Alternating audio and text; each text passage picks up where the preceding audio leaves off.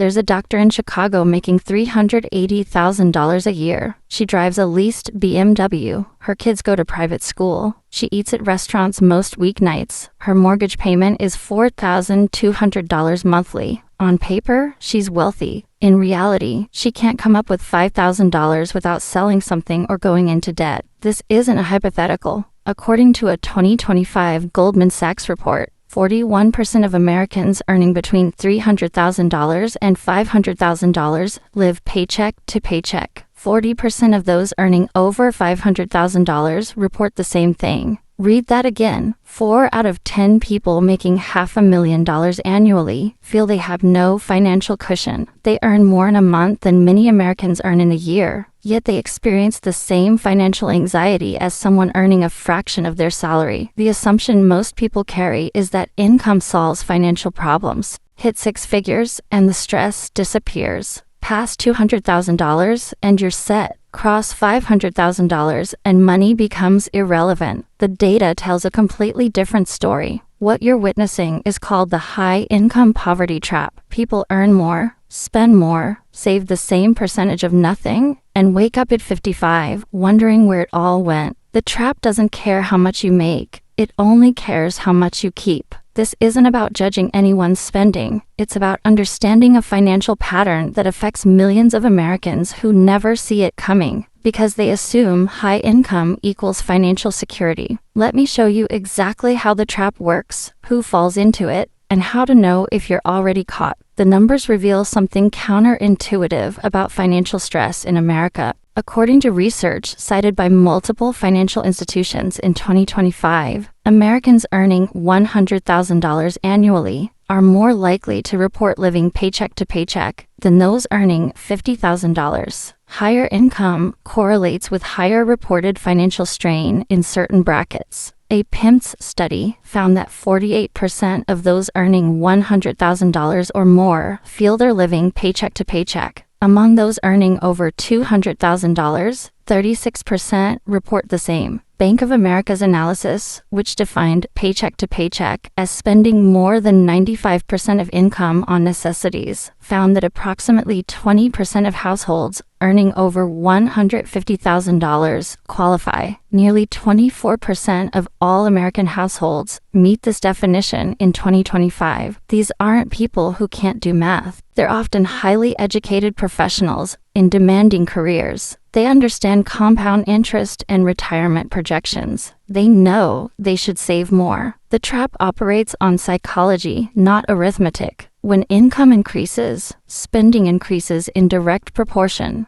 This is called lifestyle inflation, and it happens so gradually that most people never notice. A $15 lunch becomes a $25 lunch. The Honda becomes a BMW. The adequate apartment becomes a house with a guest room no one uses. Each individual upgrade feels reasonable. You earned it. You can afford it. The math technically works, but the upgrades compound while savings stay flat. And once a luxury becomes routine, downgrading feels like deprivation rather than returning to normal. The research on actual millionaires tells a completely different story than how most high earners live. The classic study from The Millionaire Next Door revealed that most millionaires don't look like millionaires at all. They live in average neighborhoods, drive older cars, and rarely display their wealth. Research from Ramsey Solutions found that 94% of millionaires still live in middle-class or modest neighborhoods. A 2025 Empower study showed that over 62% of everyday millionaires still budget,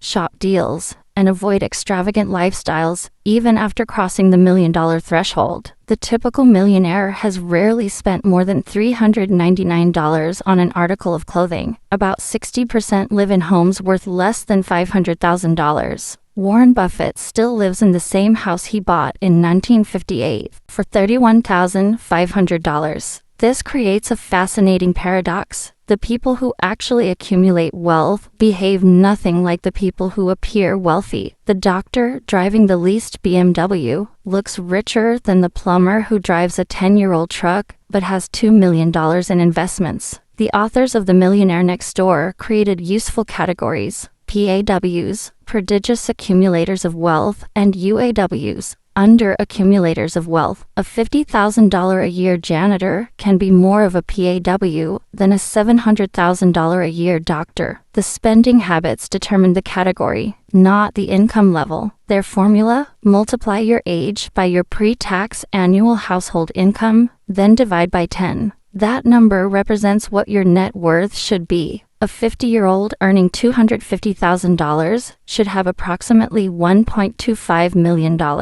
Those below this threshold are under-accumulators, spending their income rather than building wealth. Most high earners fail this test dramatically. The Charles Schwab 2025 Modern Wealth Survey found that Americans believe you need $2.3 million to be considered wealthy. They believe you need $839,000 just to feel financially comfortable. Meanwhile, the median net worth of American households is approximately $193,000. The gap between what people think they need and what they actually have is enormous. Here's where psychology takes over. When you earn $400,000 but have a net worth of $300,000, you don't feel wealthy. You feel behind. The hedonic treadmill keeps moving, and you keep running to stay in place. 63% of respondents in Schwab's survey said it feels like it takes more money to be wealthy today compared to last year. The goalposts keep moving. Someone achieves a net worth of $500,000 and looks up to see that comfortable now requires $839,000. They reach $1 million and discover that wealthy now means $2.3 million. No amount ever feels like enough because the definition of enough keeps changing. The spending patterns reveal how the trap operates in real life. High-income households earning over $100,000 had an average credit card balance of $12,760 in 2025, according to multiple research sources. The top 20% of earners hold 35% of total U.S. credit card debt, despite representing a smaller share of the population. This seems paradoxical until you understand how credit functions differently at higher incomes. Lower-income households use credit to survive. They're financing necessities because cash runs out before the month does. Higher-income households use credit to maintain. They're financing a lifestyle that technically fits their income, but leaves no margin for error. Both end up in the same place, owing money to someone else with interest accruing. Total U.S. credit card debt reached $1.277 trillion in Q4 2025, according to Federal Reserve data. That's the highest balance since tracking began in 1999,